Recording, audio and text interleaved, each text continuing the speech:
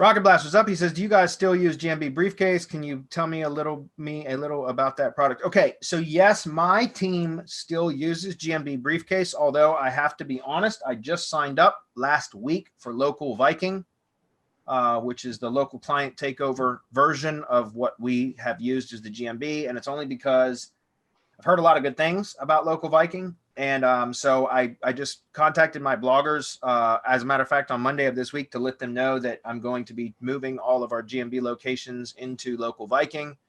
The reason I say that is because there is a ton of really cool features in Local Viking that GMB Briefcase just doesn't have yet.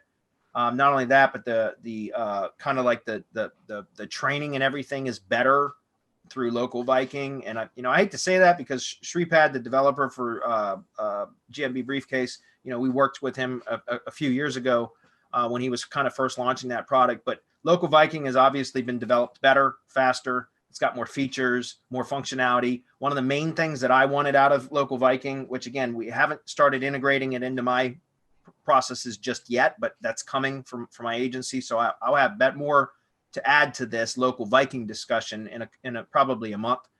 But it provides an RSS output feed for the GMB. And I know supposedly the GMB Briefcase does too, but I've never been able to get that to work. And something that I'm working on right now is using the GMB as my primary syndication source for clients because of some other project, which I'll reveal in a few months. But my point is I'm starting to test with Local Viking now, and it seems to be a lot better for what I need than what the GMB Briefcase was. But to answer your question, my bloggers are all still using GMB Briefcase to this day, but I think that's going to be we're going to be switching over to Local Viking here within a month probably. So, any comments on that? No, I don't use the GMB Briefcase. I still have people going in as managers. Okay.